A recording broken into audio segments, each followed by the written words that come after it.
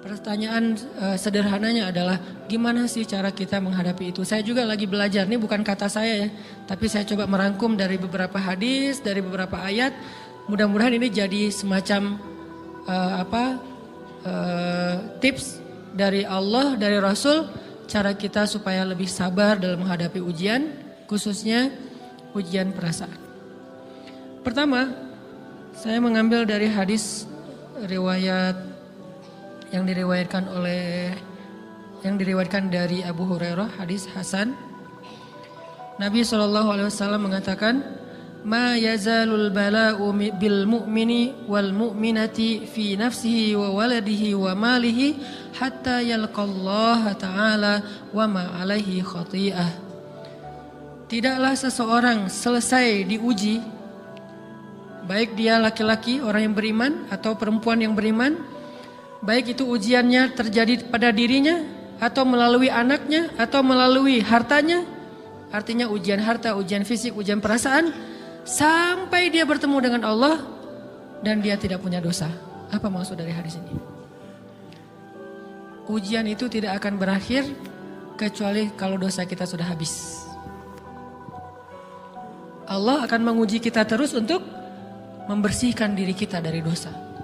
Sehingga yang harus kita coba bangun awareness dalam diri kita kalau lagi diuji, Allah pengen membersihkan dosa saya nih. Sehingga kita ridho dengan ujian, bukan ikhlas ya. Kalau ikhlas ibadah, kalau ujian ridho, rela. Saya ridho ya Allah walaupun ini berat. Saya ridho ya Allah walaupun saya berharap Engkau beri jalan keluar. Saya ridho ya Allah walaupun saya berharap ditolong oleh Allah. Tapi tetap ridho diberikan ujian itu. Sambil berdoa diberikan jalan keluar, ditolong, diberikan keajaiban. Cuman gak mau mengeluh. Dan berdoa meminta jalan keluar bukan mengeluh, itu ibadah. Berdoa itu ibadah dalam Islam. Sehingga Allah suka banget sama hamba yang berdoa. Allah suka dengan hamba yang curhat. Nabi itu kalau lagi curhat, doanya aja bisa berjam-jam cuma doa doang tuh. Kayak hadis Aisyah pas lagi cemburu malam-malam kan. Aisyah lagi tidur, ini jatah malamnya Aisyah. Tiba-tiba dia nyari-nyari raba-raba, Nabi gak ada, dicari di kamar mandi gak ada. Biasanya Nabi sholat di sebelah Aisyah. Wah curiga nih, jangan-jangan ke rumah si Fulan. Dicari ke rumahnya, ditelepon gak aktif, mungkin lagi dicas, datang ke rumahnya. Ketuk pintu. Hafsah, Nabi di rumah kamu enggak? Enggak Aisyah, beneran. Cari ke rumah Sofia. Sofia, Nabi di sini enggak? Enggak, beneran. Cari ke rumah Maria. Maria di sini enggak Nabi? Enggak. Kemana ya Nabi? Rumah istri-istri yang lain enggak ada. Pas balik ke rumahnya, ngelewat masjid, ngelihat Nabi lagi sujud di Masjid Nabawi, di mihrab. Dan Aisyah mendengar Nabi menangis sambil berdoa. Dan sujudnya itu seperti membaca 1 juz Al-Quran. Dan itu isinya doa nangis. Robbi. Jadi kalau kita katakan gak usah banyak berdoa sama Allah, malu. Justru Allah suka kepada hamba yang berdoa. Justru sebaliknya kalau kita jarang berdoa atau enggan berdoa, buat Allah itu orang sombong. Allah gak suka hamba kayak gitu. Kamu gak butuh saya, sama kayak kita lagi ada masalah, punya teman yang punya kelebihan harta, terus kita kayak bingung gitu nyari kesana kemari pinjaman, dia gak dikasih tahu. Pas dia tahu dari orang lain, dia ngomong apa? Kamu gak nganggap saya ya? Emangnya saya bukan teman kamu? Kok kamu punya masalah keuangan tapi saya gak dikasih tahu, malah saya tahunya dari orang lain? Tersinggung kan? Kalau teman kita aja tersinggung, apalagi Allah. Kamu punya masalah kok gak ngomong ke saya, wahai hambaku? Bukan berarti Allah gak tahu, Allah tahu, cuman Allah berhak, bukan ingin ya, berhak untuk dilibatkan. Allah berhak untuk dicurhatin. Allah berhak untuk dijadikan tempat kita untuk habis-habisan menangis dan melampiaskan masalah kita kepada Allah dalam bentuk curhat-curhat dan doa.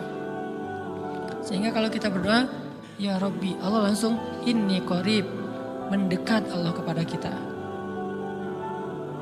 Jadi teman-teman yang dirahmati Allah, kalau kita punya masalah, kita coba bangun awareness, oh Allah pengen membersihkan dosa-dosa saya nih.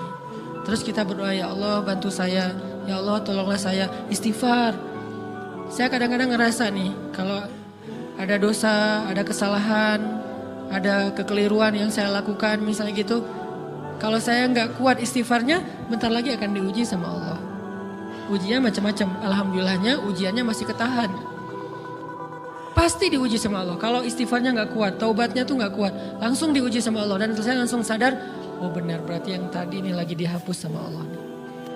perkencang lagi, perkuat lagi istighfar. Kenapa? Karena kalau istighfar kita kuat, berarti kan dosa kita dihapus dengan istighfar ya. Otomatis ujian kita durasinya berkurang. Makin kuat istighfar, makin berkurang. Kalau istighfarnya udah mantap, udah selesai, Allah cabut tuh ujian kita. Diganti dengan kebaikan.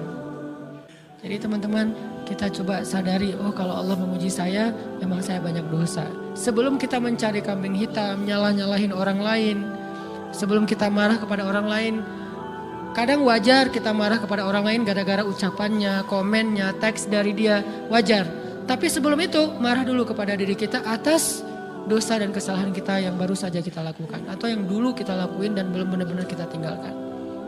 Kalau kita ngerasa banyak dosa di masa lalu sebelum kita taubat, hijrah, berarti mungkin itulah alasan kenapa sekarang kita diuji setelah hijrah.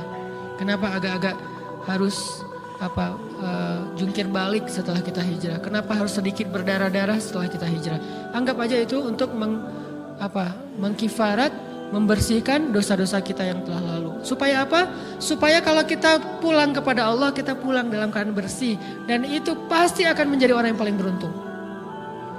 Daripada nanti diberesin di akhirat, mending diberesin di dunia kan? Soalnya kalau diberesin di akhirat, itu lebih berat. Akhirat itu perlakuannya beda dengan di dunia. Di dunia kalau kita salah akan dibalas oleh Allah. Kalau kita belum taubat, dibalas oleh Allah sama. Tapi di akhirat ukurannya beda.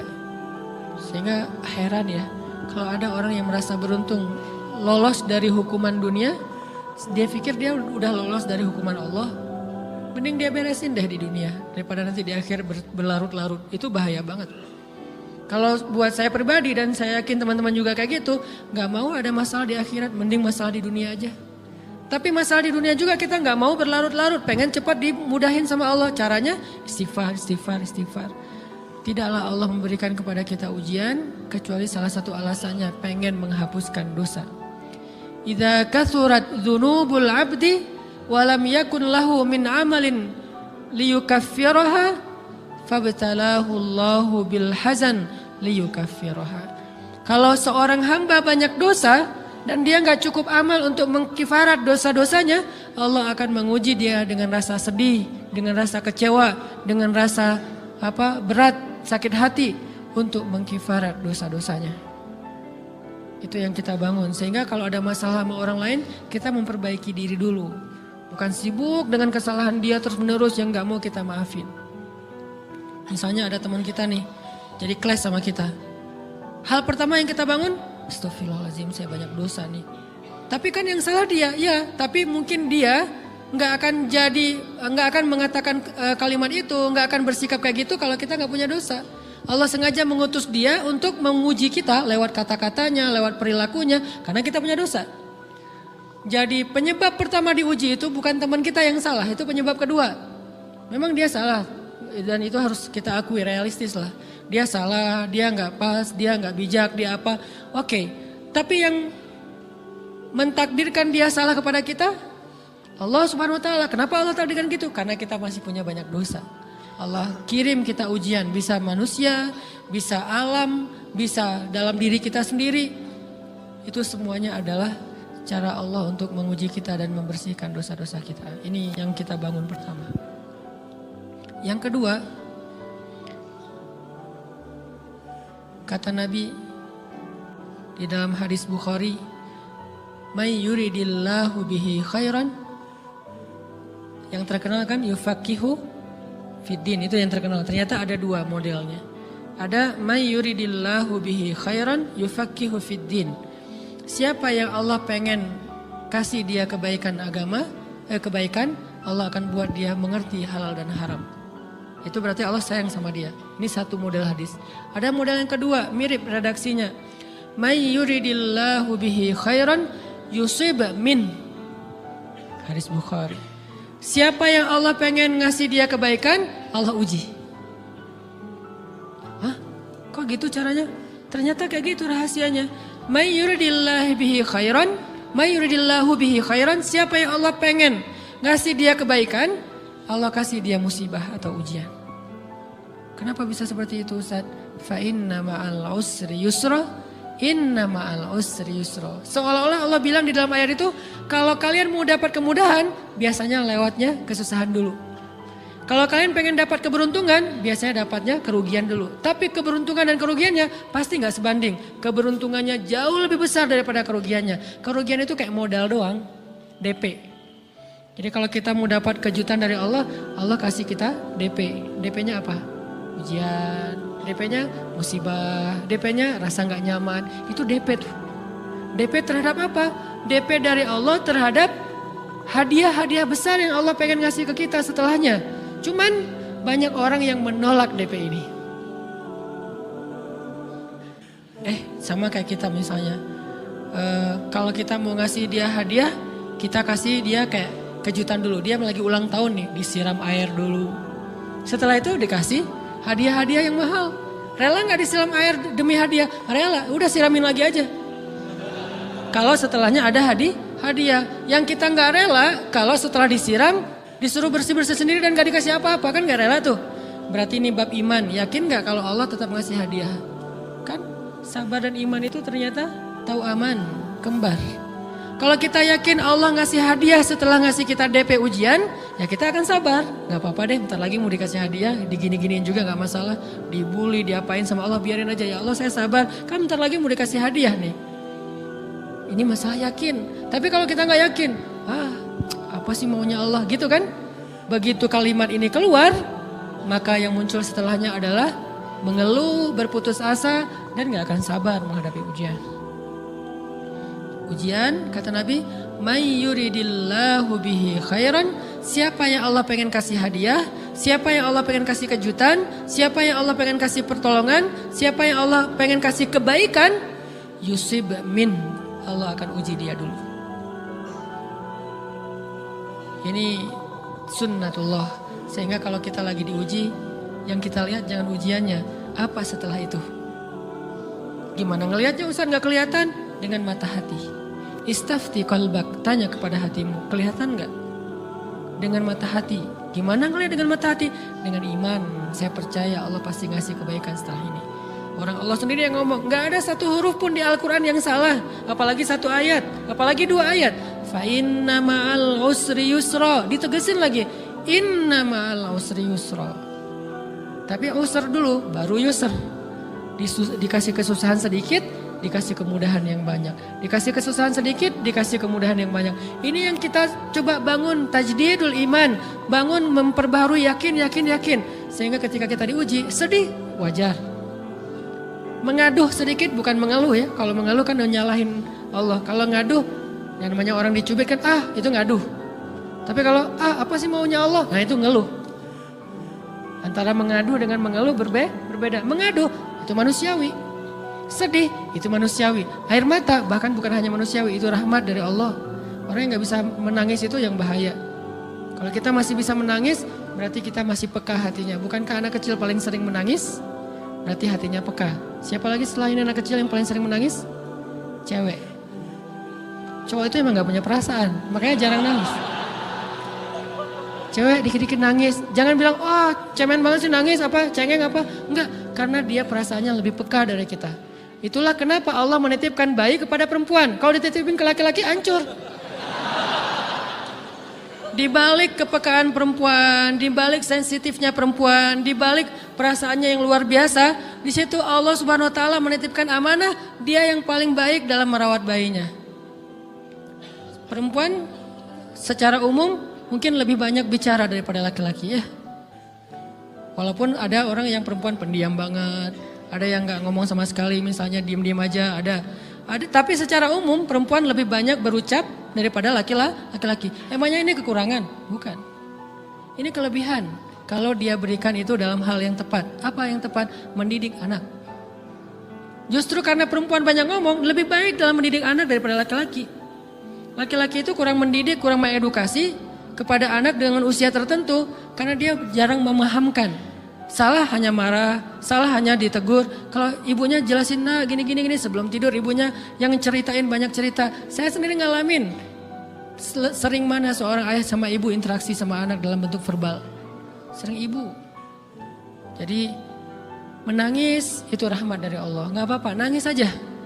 Dan itu tidak disebut mengeluh. Kamu kok nangis sih? Kan orang Islam harus sabar. Emangnya nangis dengan sabar itu bertolak belakang? Sabar tetap sabar. Ya nangis jalan aja terus nangis. Nangis apa pakai nangisnya nggak cuma nangis doang. Emotikonnya juga nangis berderai-derai gitu. Sampai air matanya menggenang gitu kan ya. Bolehlah. Ditambah lagi dengan visual menangisnya. Posting bahwa dia lagi tertusuk duri. Dengan postingan kaktus atau apalah. Dia pengen share ke semua orang bahwa saya sedang sedih. Sehingga nanti ketika ada orang yang menghibur dia dengan sedikit kata-kata yang sabar ya segala macam. Wah makin berderai-derai. Itu belum jadi. Kecuali dia keluarkan kata-kata mengeluh. Baru dia disebut orang yang banyak mengeluh. Berputus asa. Kalau mengaduh wajar. Walaupun ada nabi udah diuji berat gak mau mengaduh. Apalagi ngeluh. Zakaria. Digergaji mengadu aja enggak. Kenapa? Karena kata malaikat kalau kamu mengadu sedikit aja. Maka Allah Subhanahu Wa Taala akan menghancurkan kaum ini. Dia kasihan kepada kaumnya enggak mau mengadu. Satu-satunya orang yang kita tidak boleh mengadu hanya orang tua. Atau itu mengeluh kalau untuk orang tua. Kalau yang lain enggak disebut mengeluh. Kalau ke teman, males enggak apa-apa. Jangan sering-sering tapi. Apaan sih? Ke teman boleh. Tapi ke orang tua, saja itu bukan lagi mengadu, itu sudah mengeluh. Khusus untuk orang tua. Kalau di antara manusia. Kalau kepada Allah dan Rasul, pastinya lebih dari itu. Ketika kita diam saja, tidak langsung beranjak sami'na wa ata'na labbaik ya rabbi wa sa'daik, enggak memenuhi panggilan Allah, itu sudah disebut bagian dari kufur ingkar. Tapi minimal kita mungkin masih mengaduh, kita masih menangis, kita masih lelah, kita masih merasa lemah. Setidaknya kita tidak mengeluh. Kenapa? Kita percaya Allah kalau mau ngasih hadiah kepada hambanya, DP-nya itu ujian. Dan yakinlah hadiahnya minimal 10 kali lipat lebih baik daripada ujian itu. Minimal, karena gak ada amal soleh yang dibalas di bawah 10 kali lipat tuh gak ada. Amal soleh, amal ya bukan niat. Amal yang udah kita kerjakan minimal dibalas 10 kali lipat. Minimal, maksimalnya bighairi hisab, tanpa batas. Bighairi hisab, tanpa batas. Ada yang 700 kali lipat kayak sedekah. Tapi tetap aja ayat sedekah di akhirnya ujung-ujungnya apa? Bighairi hisab juga kan? Berarti sedekah itu minimal dibalas 700 kali lipat. Minimal. Kalau kita yakin. Selalu syaratnya kalau kita yakin. Dan saya ngebuktiin itu banget. Saya pernah ngalamin lagi jalan-jalan di sebuah kota yang ada becak kayunya, becak sepeda gitu ya. Jalan terus saya bilang, Pak berapa ongkosnya? 20.000. Udah naik aja 20.000. Karena kita keliling-keliling kota, ternyata saya jadi kasihan sama dia 20.000. Kasihan kan 20.000 dibayar keliling kota walaupun pas mampir beberapa tempat mungkin dia dapat tips ya. Tapi saya nggak tega gitu, dia cerita tentang anaknya lagi sekolah, apa segala macam, makin bikin baper kan. Pas selesai, saya kasih dia 100.000. Dari 20.000 dikasih 100.000 karena kasihan. Dan saya yakin, nggak mungkin sedekah itu sia-sia. Kan Nabi bersumpah kan, demi zat yang jiwaku di dalam genggamannya, tidak berkurang harta karena sedekah. Demi Allah, kata Nabi. Nggak berkurang harta karena sedekah. Berkurang harta karena belanja? Ya. Berkurang harta karena pacaran? Banget. Modal banget kan? Apalagi buat cowok. Tapi berkurang harta karena sedekah? Gak mungkin kata Nabi. Demi Allah gak berkurang harta karena sedekah. Berkurang harta karena istri? Enggak. Karena memberi kepada istri itu pahalanya lebih gede daripada sedekah. Makanya ngemodalin pacaran setelah nikah itu tumbuh berkah. Modal pacaran sebelum nikah itu hapes. Jadi kalau pengen modal nih, ngemodalin cewek, traktir, ngapa-ngapain, bayarin, jangan sebelum nikah. Sebelum nikah jadi orang pelit aja, nggak apa-apa. Tapi setelah nikah, jor-joran ngasih, apalagi yang, bayarin semuanya. Kenapa? Pahalanya lebih gede daripada sedekah. Bahkan lebih gede daripada infak fi sabilillah. Seorang suami memberi nafkah istri, itu pahalanya terkadang lebih besar daripada kita berinfak untuk fi sabilillah, untuk korban perang. Saya heran kalau ada orang sedekahnya rajin tapi ke istrinya kikir, aneh, berarti dia gak ngerti konsep. Padahal memberi kepada istri itu selama itu kebutuhan pokok ya. dan sedikit entertain, nggak apa-apa asal nggak berlebihan, itu luar biasa. Makanya saya kalau jalan sama istri yang yang mana? Itu yang Onit suka. Oh ya, Onit suka. Kasih aja. Kenapa? Minta ini. Kasih. Selama ada kan kenapa nggak dikasih kan ya? Nanti Allah ganti. Makin rajin kita ngebayarin istri kita, ngebelanjain istri kita, makin Allah ngasih yang kita nggak pernah duga-duga. Sampai istri kita cemburu sama kita. Kok kamu duitnya banyak banget sih? Kan gara-gara aku sering ngasih ke kamu. Ya udah sini lain lagi. Mau ditransfer berapa gitu kan ya? Saya ngasih 100.000 ke si bapak. Dan saya yakin teman-teman sedekahnya pasti lebih dari itu karena 100.000 saya sebut. Kalau 1 juta ke atas saya nggak mau nyebut, malu dong, ria ya.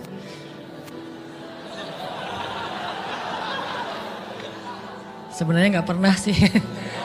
100.000 deh, karena kan kecil, saya kasih 100.000. Ternyata begitu saya kasih 100.000, dia doa. Nah ini nih pentingnya sedekah ke orang yang membutuhkan tapi nggak minta-minta, dia tulus. Dia langsung doa, ya Allah Pak mudah-mudahan rezekinya lancar, berkah, bertambah dan segala macam, bahagia keluarganya. Doa-doa ini semuanya dikabulkan dalam hitungan hari. Pertama bertambah bahagia rumah tangganya, dapat kecupan dari istri. Dia nganggap suami saya cowok banget sih. Mulai 1 nih.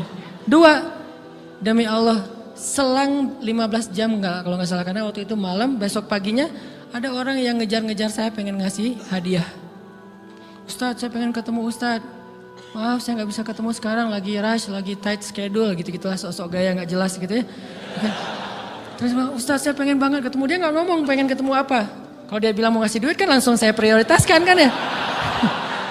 Berhubung dia nggak ngomong, ya udahlah, saya sok-sok jual mahal gitu. Tapi yang namanya rezeki kan gimana kita tolak, dia datang kan. Saya nolak. Pokoknya sebentar aja 5 menit nggak akan ganggu waktu Ustadz. Ya udah besok pagi ya pas breakfast gitu. Pakai gaya-gaya dikit breakfast.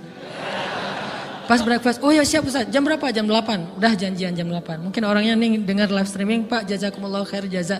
Makasih banyak, mudah-mudahan Allah tambahkan rezekinya. Terus beliau besok mau flight ke luar kota jam 8. Akhirnya ngubungin lagi malamnya, Pak Ustadz maaf gak bisa ketemu besok. Karena saya jam 8 itu jadwal terbang. Oh ya udah nggak apa-apa. Seneng dong saya nggak jadi ketemu kan. Tahu gitu kan nyesel saya tuh. Seneng. Besok pagi jam 6 Pak Ustadz alhamdulillah ternyata penerbangan saya di delay ke jam 11. Allah delay penerbangannya demi ngasih rezeki buat saya. Kan luar biasa kan. Nah, ini hikmah kepedean saya, kegeeran kepada Allah gitu. Di delay demi saya. Kan kadang-kadang GR ya di depan Allah ya. Robbi akroman kan gitu ayatnya. Allah memuliakan saya dengan istighfar tetap. Akhirnya saya bisa ketemu Ustaz. Saya nggak baca WA-nya. Terlambat baca, baru baca jam 8. Dia udah mulai agak putus asa. Kayaknya udah gak mungkin ketemu nih. Jam 8 pas saya baca, ternyata orangnya nggak di delay. Udah saya balas, ya udah sekarang saya tunggu ya jam 9. Maaf cuma sebentar. Nggak apa-apa Ustaz 5 menit.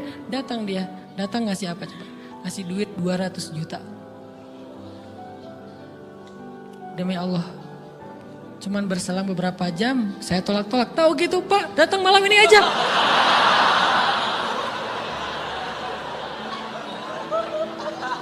Harusnya malam itu juga saya cari orangnya. Kalau perlu saya yang nyamperin Bapak. Sherlock, saya kejar.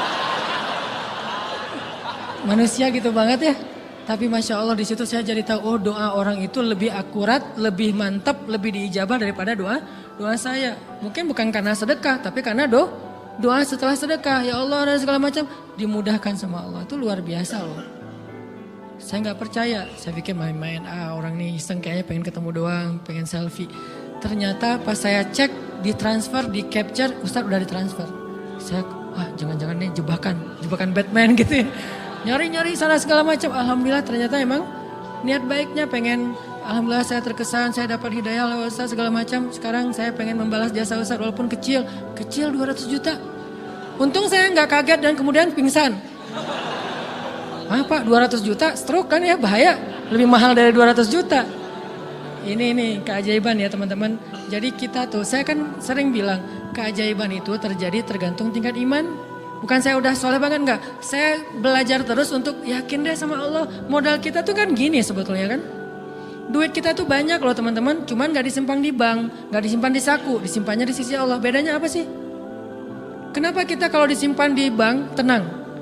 Saya lagi punya duit banyak dari 100 juta. Di mana? Di bank. Aman. Kenapa kalau disimpan di saku aman, tenang? Kenapa kalau disimpan di Allah nggak tenang? Kenapa kalau disimpan di Allah kita bilang nggak punya duit? Ini kan nggak fair sama Allah. Nggak punya duit nih. Siapa bilang nggak punya duit? Kan ada Allah. Tinggal minta sama Allah. Tapi nggak ada wujudnya. Tapi kan ada janjinya. Bukankah janji Allah lebih kuat daripada wujud? Bukankah iman harusnya lebih mantap daripada sesuatu yang konkret yang kita lihat?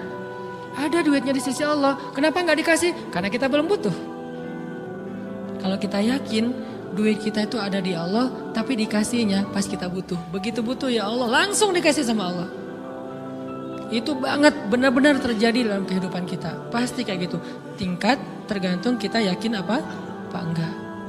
Nih kalau Allah bilang, "May yuridillahu bihi khairan", Allah kalau pengen ngasih hadiah kepada seorang hamba, Allah kalau pengen ngasih kejutan kepada seorang hamba, yusib.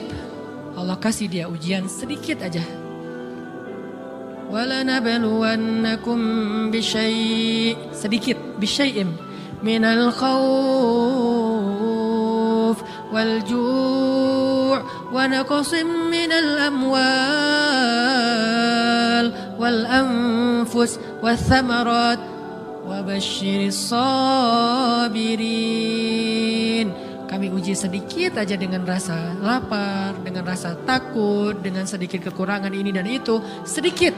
Tapi wabasyiris sabirin, sampaikan kejutan kepada orang yang bersabar. Sampaikan kejutan kepada orang yang bersabar. Jadi bisa dibilang kejutan-kejutan hidup kita itu munculnya dengan iman dan sabar. Dengan iman dan sabar. Iman artinya yakin, husnuzon sama Allah. Ana inda dhanni abdi bi. Aku tergantung prasangka hambaku kepadaku.